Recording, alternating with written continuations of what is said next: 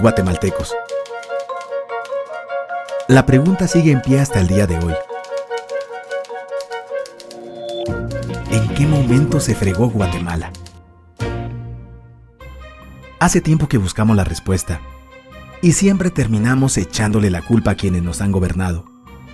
Es más fácil decir que Guatemala se hundió desde Manuel Estrada Cabrera y su negociación con los gringos y la United Fruit Company, porque el presidente Jorge Ubico era un dictador y un tirano, o que si Jacobo Arbenz y su ley de la reforma agraria, que por los constantes golpes de Estado y los gobiernos militares, o por la guerra o por la paz, o porque a Cerezo le gustaba el desorden y el relajo, por culpa del Serranazo, que pretendía la disolución del Congreso y manipular los tribunales electorales y de justicia, o que si Arzu vendió Guatel, o por el descaro de Portillo, o que si Berché no hizo nada, o que si en el Congreso se clavaron los 82 millones, por culpa de la mayoría de la clase política que gobernó y gobierna Guatemala, y que continúa en el escándalo y la corrupción.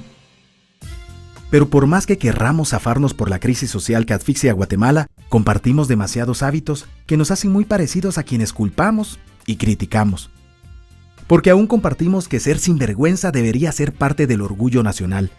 Somos bien chispudos y por eso compramos facturas para pagar menos impuestos. Ganamos nuestros trabajos no por nuestro esfuerzo o capacidad, sino porque tenemos un buen conecte. Nos colamos para que nos atiendan primero. Aceleramos en amarillo y nos pasamos el semáforo en rojo, porque así llegamos más rápido. Somos tan pilas que si no encontramos estacionamiento, nos parqueamos en el reservado para las personas discapacitadas.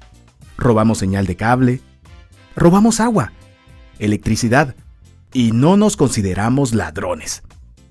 Reclamamos justicia y que no haya corrupción, pero le damos mordida a un policía para no tener problemas o al juez para que abogue por nuestra causa. Jamás dejamos pasar a un peatón en la línea de cebra, porque en Guatemala el que no es chispudo no es nadie. Pero ¿por qué si somos tan chispudos le bocinamos a un semáforo en rojo? Como que el semáforo fuera a entender nuestra desesperación. ¿Por qué tiramos basura en la calle? Como que si la ciudad perteneciera a cualquiera menos a nosotros. ¿Por qué nos quedamos callados y no protestamos cuando los choferes cometen imprudencias? Y hasta nos hacemos cómplices de ellas.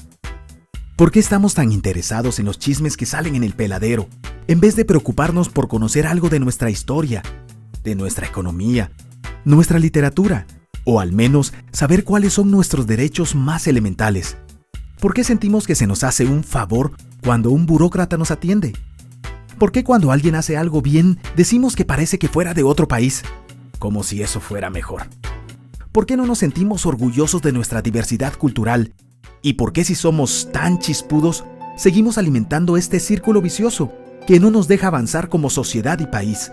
Es cierto que nuestros niveles educativos dan pena, y si queremos llegar a ser un país con posibilidades de desarrollo, se tiene que invertir en escuelas y capacitar a los maestros. Pero ¿de qué nos servirá una buena educación fuera de casa, cuando ni siquiera nos hacemos responsables de nuestros propios hijos? Cuando dentro de nuestras casas los educamos dándoles el peor ejemplo.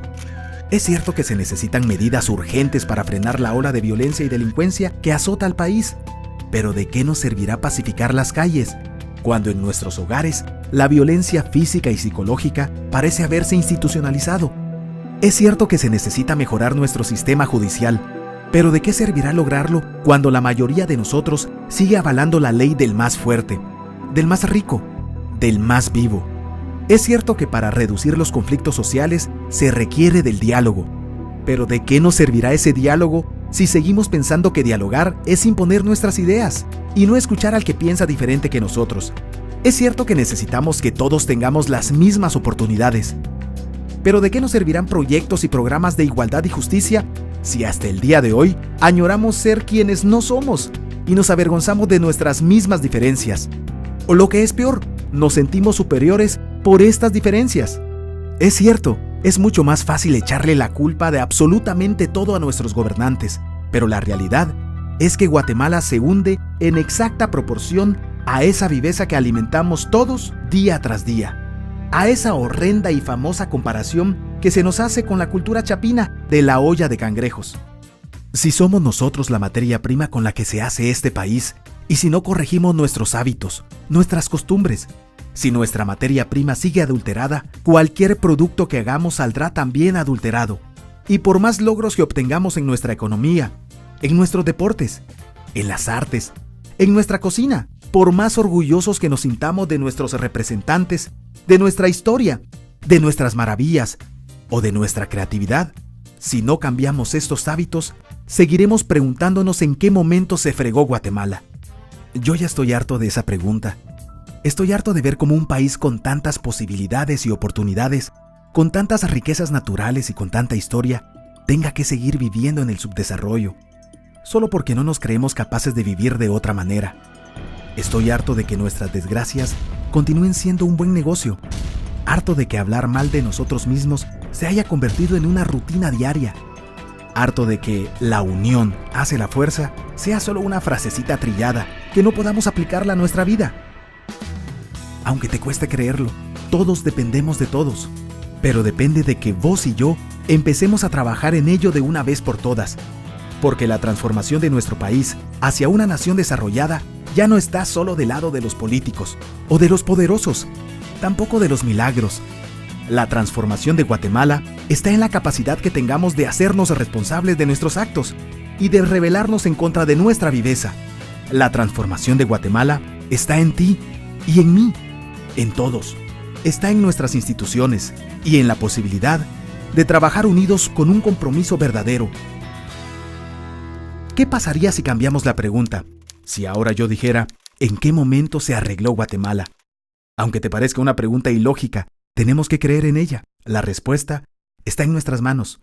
Todos dependemos de todos.